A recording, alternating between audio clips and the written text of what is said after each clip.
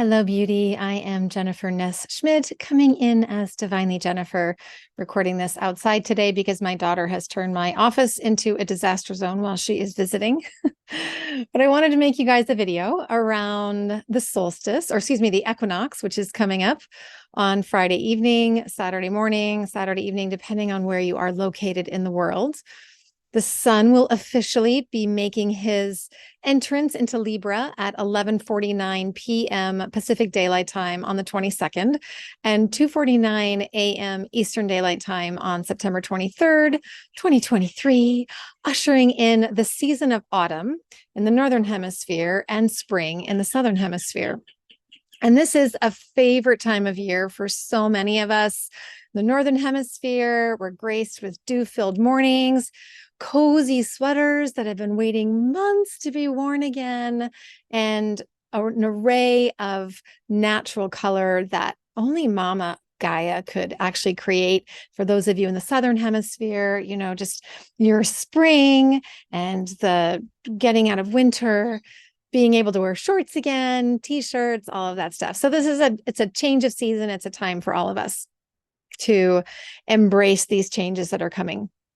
So in this video, I'm going to share some contemplations around equinox energy, and I'm going to take astrology and the I Ching and the gene keys and zhuzh them all together.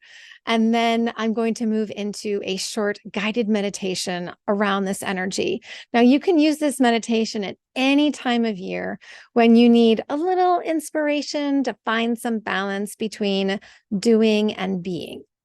Now, if you need help interpreting what you experienced in the meditation, or you want to take it a little deeper, you're welcome to schedule a connection call with me at www.divinelyjennifer.com/connection. And now, if you're watching this on my website, you'll notice that the meditation is a separate video and audio versus one long video that I'm putting up on YouTube. So if you want to skip right into the meditation, I'll pause this as soon as I know where the meditation starts, and I'll let you know where that is so you can skip ahead. So like I said, I'm going to combine astrology and the I Ching and the gene keys and try to create some magic with it. So take what resonates, skip what doesn't. It's all good. Equinoxes and solstices are times of new beginnings. It's a new season of weather, nature, dreams, and cycles. They're like the new car smell of astrology. So I personally love these changes because I was born on a solstice and I have a lot of this energy in my chart. It could be a little more challenging for you if you struggle with change, and that is perfectly okay. That's part of what the meditation will ideally help you with.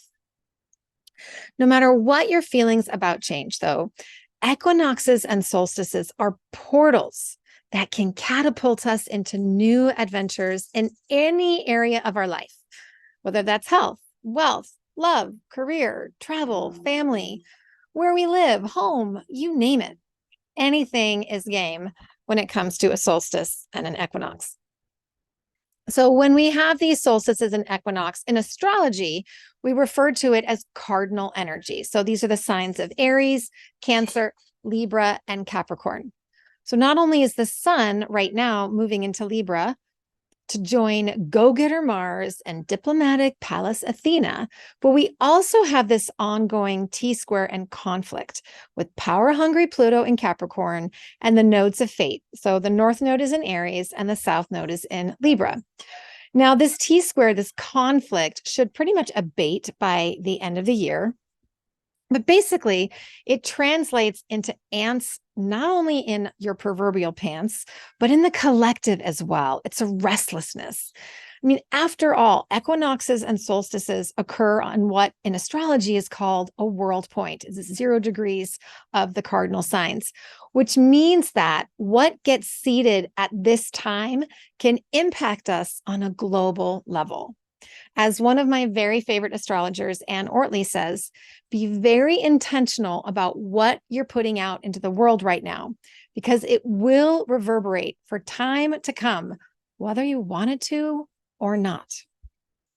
Be very intentional with it. So even with so many planets retrograde right now and asteroids retrograde, I think in my calendar, my Google Calendar, I counted 7. you might still find yourself wanting to start something new, especially if the old has not been working for you.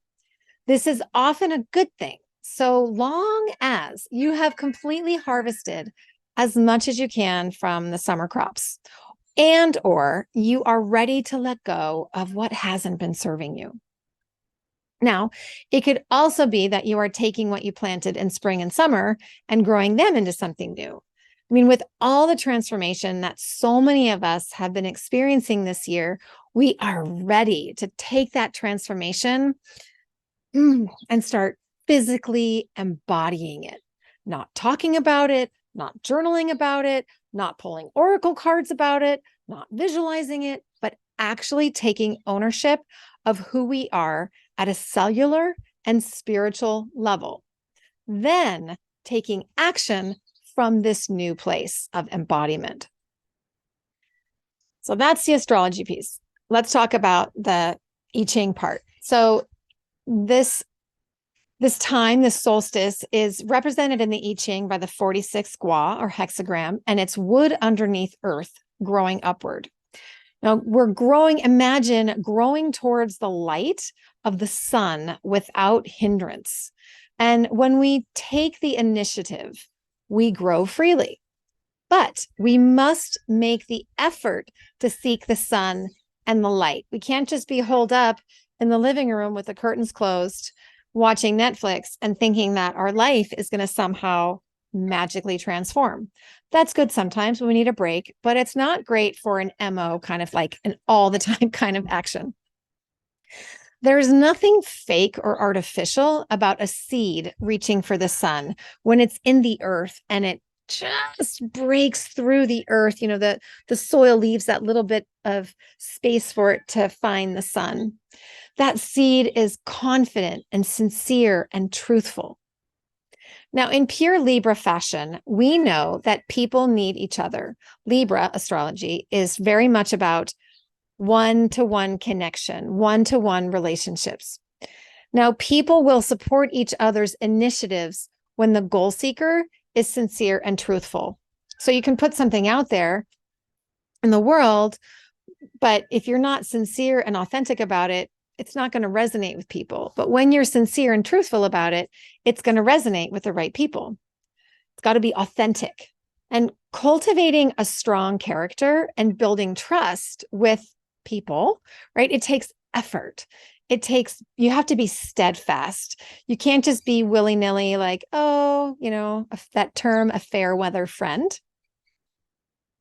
It takes time to build that trust. And, we often see success in hindsight through life's rearview mirror. We go, oh, that actually worked out kind of well. But it takes time to see that the effort that we put in manifested in some type of success. I mean, there are no guarantees in life, right? So we take action and we have to trust that that action is correct and supported. Normally, one attains prosperity through small accomplishments combined with goodwill, generosity, and joy. When one feels joy and delight from these achievements, it makes one shine, right? Like you're embodying that joy, and then more accomplishments come more easily. And this may give others the perception that the person is very fortunate. In truth, it is the person's attitude that has brought them good fortune. It's their sense of delight and their joy, right? Because joy is contagious. In my sorority, yes, I was in a sorority. Thank you very much. I had an amazing experience. We had this expression, enthusiasm is contagious. And it really is when you're in that space of like, oh yeah, and passion and enthusiasm and happiness and joy. People want that. People want more of that.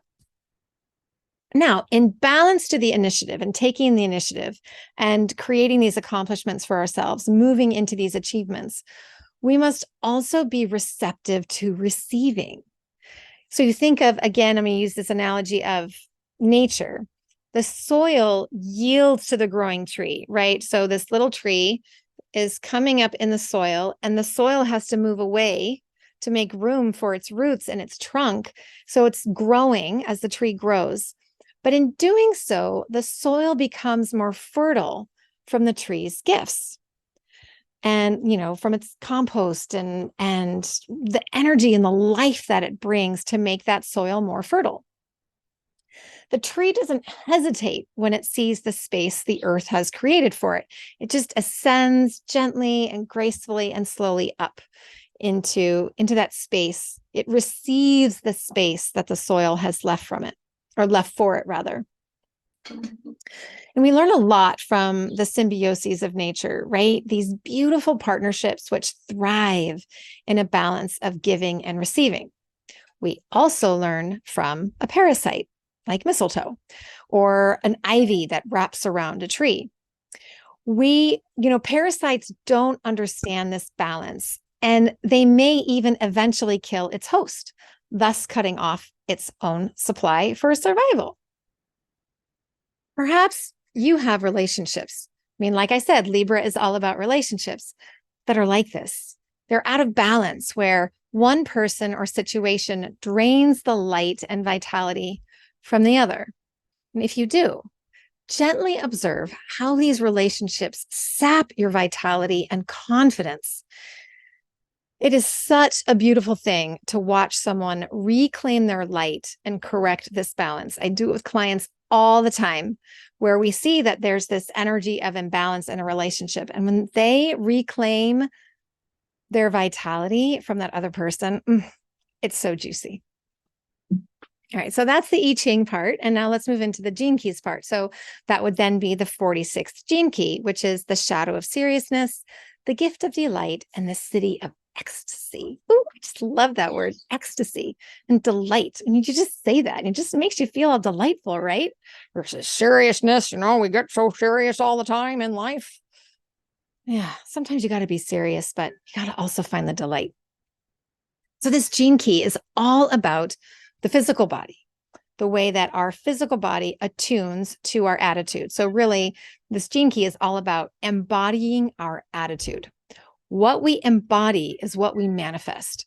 This can create anything from a missing libido, not just sexually, but in every area of life. You just lose that zest for life. But it can also lead to life-transforming orgasms of ecstasy and everything in between. Seriousness is the attitude among human beings when we ruminate on the past or the future, how we can feel unsafe at the physical level. So our mind travels backwards and forwards into what wasn't, or what was, or what might be, instead of focusing on the magic of present moment right now. When we're stuck in the machinations of our mind, instead of embodying the delight of life's little pleasures, right? And we go, oh, then we're in our head and it gets so serious. When seriousness casts its shadow upon us, it often manifests as physical ailments. Now, on a positive note, because all shadows lead to gifts, we can also reverse or help heal many physical problems when we let go of being so serious. I speak from personal experience. And I see it with my clients. The seriousness is the energy of all work and no play, trying to control how life happens to us, like a little bit of that victim mentality, right? Rather than accepting that life happens for us, on our behalf, and usually for the better when we get out of the way. Delighting in our physical body has become so complicated. I get that. We've moved so far away from the Garden of Eden. We are programmed constantly to compare our physical body to others and to shame ourselves for our desires, our pleasures, our experiences. Yet, when we open our heart to our body, when we allow ourselves to be touched by our senses without shutting down the delight through shame or guilt, it's hard to be serious. The irony is that we can't try to control the sensation or our reaction to it. We have to allow it to manifest however it manifests. You may feel a heat in your fingertips, You may smile unconsciously. You may feel a tingling in your loins. And I'm not really talking about going for the big ooh of ecstasy, although that may eventually build and develop as these moments collide one after the other. I mean, you may find yourself pleasantly surprised to be in that space of the big O, or an ecstatic moment where you've completely forgotten about what's happening in your head and you're just embodying this incredible delight.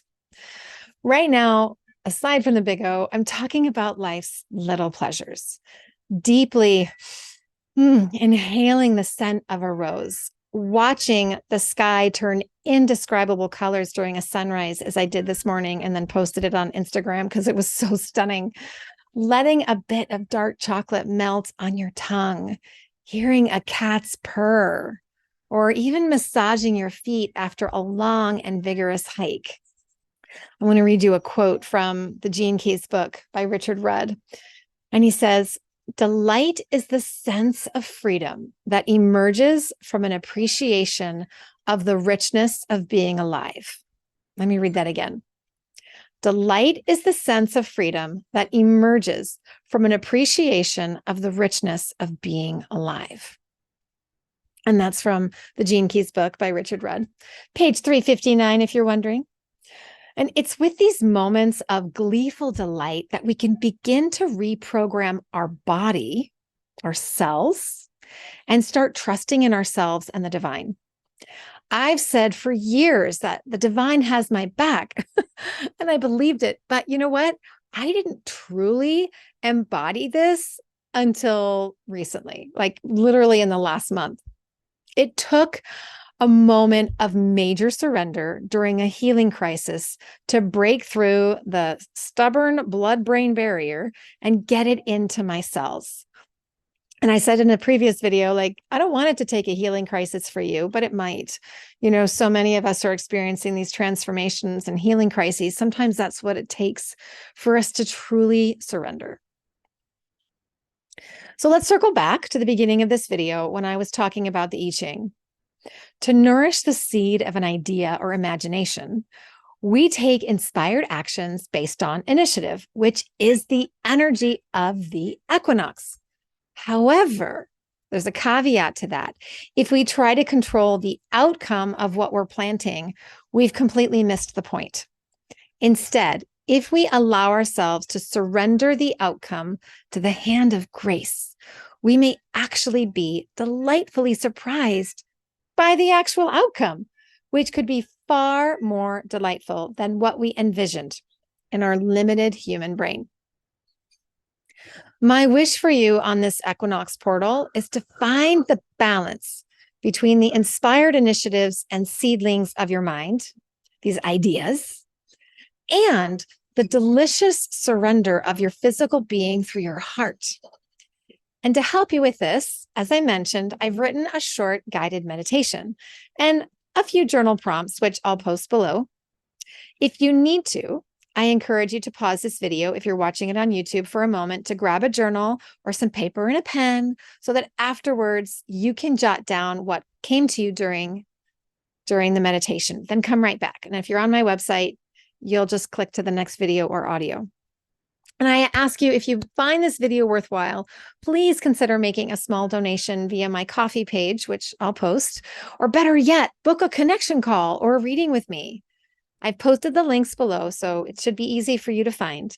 But also, if you need help interpreting what you experienced in the meditation, you're also welcome to schedule a connection call. If you need to know like the hidden meanings of some of the colors and things that come up for you, you can book a call at www.divinelyjennifer.com/connection. All right, let's get started with this equinox meditation, which you can use anytime that you need some support or you've got some ideas that are ready to be planted and nourished. Get comfortable. You can be sitting or lying down. You can be outside or inside. I invite you to close your eyes or gaze softly in front of you. Connect with your breath Take a deep breath in, filling your belly and your back. And sigh it out. Let's do that again. Take a deep breath in, filling your belly and your back. Sigh it out. One more time. Take a deep breath in, filling your belly and your back, and sigh it out. And you can resume even breathing.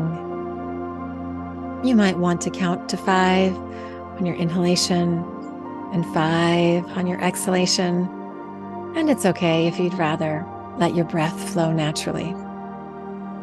During the meditation, you can always come back to your breath if you get distracted by the sounds around you or by your thoughts or by the sensations in your body.